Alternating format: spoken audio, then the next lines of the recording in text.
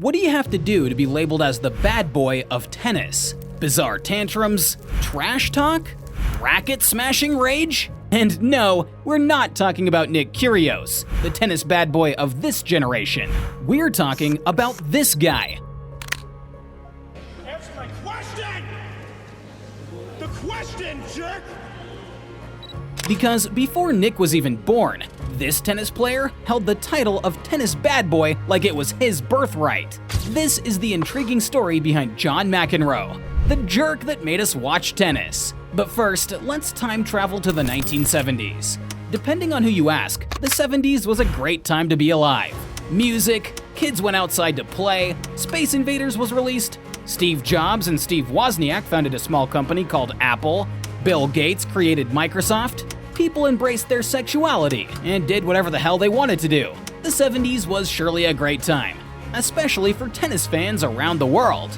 In fact, you could probably argue that the 70s is arguably the best decade the tennis world has seen. And believe me, this is no disrespect to the three GOATs that ruled the late 2000s and 2010s. The 70s saw the rise of some of the most iconic players of all time, and unlike their counterparts of the 2010s, it wasn't just their performance on the court that made them stand out, it was their personalities. The players embodied the bad boy reputation like no one else. And to be frank, these bad boys didn't just throw tantrums on the court, they were douchebags to everyone and anyone that stood in their way. And the president of this bad boy association was McEnroe. But before we talk about how McEnroe made himself the president of the bad boy club, let's do a quick background on the former tennis player. You see, almost anyone can become a tennis player today, but back in the days, becoming a pro tennis player seemed like something only rich kids could dream of. You know, those youngsters from upper-class families who could afford fancy tennis lessons, enroll in those posh academies, and join exclusive clubs. So it was pretty tough for folks from more humble backgrounds to even get a foot in the door. But you see, there's always an exception, and in this case, that exception was John McEnroe. The American was born to a military father in Germany, but he ultimately grew up in Queens, New York. Despite not being born with a silver racket in his hand, McEnroe showed insane tennis skills from a young age. According to Mary Carrillo, McEnroe's childhood friend and mixed doubles partner, you just had to look at him. His strokes were tidy and tight and homemade. The spacing between his body and the ball was remarkable, even when he was 7 years old. At just 12 years old, he was already ranked 7th in his age group. Yeah, he was that good. But that was just the tip of the iceberg, because this kid from Queens turned pro in June of 1978, stepping onto the iconic grass courts of Wimbledon. And boy, did he make an entrance. As a 270th ranked amateur, the American went head-to-head with the pros and pulled off a jaw-dropping feat by storming all the way to the semifinals. This wasn't just any performance. It was and still is the best performance ever pulled off by a non-professional in the Open era, a record that still stands till this very day. Many people called it a fluke, but McEnroe was just getting started. By January 1979, just a few months after a young McEnroe had etched his name into the history books, McEnroe would climb his way to the top 5 in rankings after beating Arthur Ashe at the 1978 year-end championships. And the game? Man, it was simply a thing of beauty. It was built on precision, touch, and a remarkable level of versatility that no one else could match at the time. Now, it's important to note that McEnroe was the epitome of a true serve and volley player. But what really set him apart was his ability to hold his ground from the baseline against the toughest opponents of his generation. It was like watching a master at work.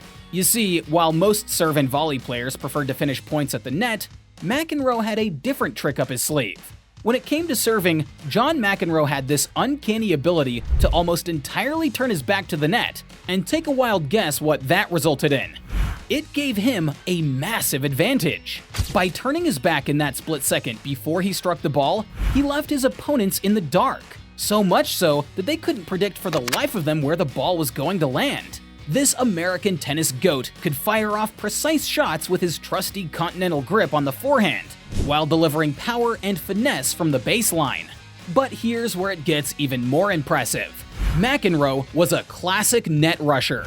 He lived and breathed for those moments when he could charge forward to the net And boy, did he make it look effortless. He seized every chance to display his exceptional speed, and once he was at the net, it was game over for many opponents. Watching McEnroe on the net was like witnessing an artist in their element. The way he glided across the court and effortlessly put away volleys was nothing short of mesmerizing. It's no wonder he's the only male player in tennis history to hold the male #1 ranking in both singles and doubles at the same time. And speaking of doubles, the American's doubles game was nothing short of legendary as well, especially when he teamed up with Peter Fleming, a partnership that went on to win an astounding 52 doubles titles, including 4 at Wimbledon and 3 at the US Open. It was really a match made in tennis heaven, and their chemistry on the court was a marvel to witness. With such a remarkable track record in doubles, a lot of folks believe that McEnroe might just be one of the greatest doubles players of all time. And you know what? It's kind of hard to argue against that. His accomplishments in doubles are truly remarkable, and his ability to dominate alongside different partners spoke volumes about his skills and adaptability. McEnroe's partnership with Mark Woodford brought them their 4th US Open men's doubles championship back in 1989, and in 1992, he clinched a 5th Wimbledon men's doubles championship alongside Michael Stich, adding even more shine to his already sparkling career. But it wasn't just in men's doubles that McEnroe found success. He also showed his prowess in mixed doubles when he teamed up with Mary Carrillo to win the mixed doubles championship at the 1977 French Open. Now, John's talent was crystal clear, but what was even more glaring were his famous tantrums. An entire career of tantrums that began back in 1981 during his match against Tom Gullickson at Wimbledon after an umpire called an out for what the American believed to have been unfair. He started his tantrum by calling the umpire the pit of the world. But where he completely crossed the line was when he said this. We're not going to have a point taken away because this guy's an incompetent fool. You know that? That's what he is. That's what he is, right? You know how much of a douchebag you have to be to call an umpire an incompetent fool. That was exactly what McEnroe was in his prime. He finished his tirade with what would eventually become his catchphrase, "You cannot be serious." You cannot be serious! That ball was on the line! And that particular outburst gave him the nickname Super Brat, a label that stuck to him like glue during his entire tennis career. But here's the incredible part. Despite the points he lost for his emotional outbursts and the hefty $6,000 fine he received, McEnroe still managed to win the Wimbledon trophy that year. Now, if that doesn't tell you how good this guy was, I don't know what will. Throwing tantrums wasn't the only thing that got McEnroe in trouble. This dude also had crazy anger issues, and they often got the better of him. In fact, his anger issues became so bad that he was asked to resign his membership at the prestigious Queen's Club in London after he swore at them. According to sources, McEnroe ignored the club's court booking rules and barged into an open court to practice. Not too long after, the members who had reserved the court rightfully showed up, and they asked him to leave. And rather than act like a gentleman, apologize, and leave, McEnroe exploded like an atomic bomb. The American unleashed a torrent of unprintable words. These insults were so wild that even the reporter couldn't repeat them.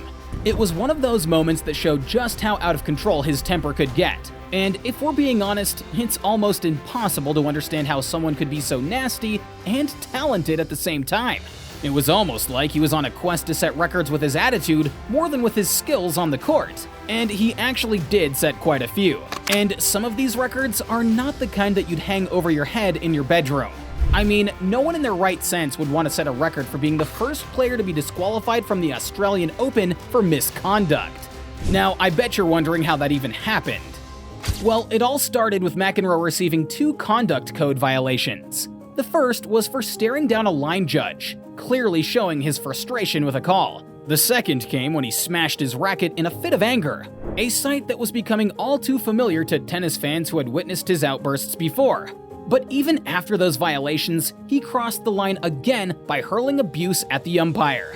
And by now, you already know that McEnroe was quite the expert when it comes to crossing lines. As a result of his outburst, the officials had no choice but to disqualify him from the competition.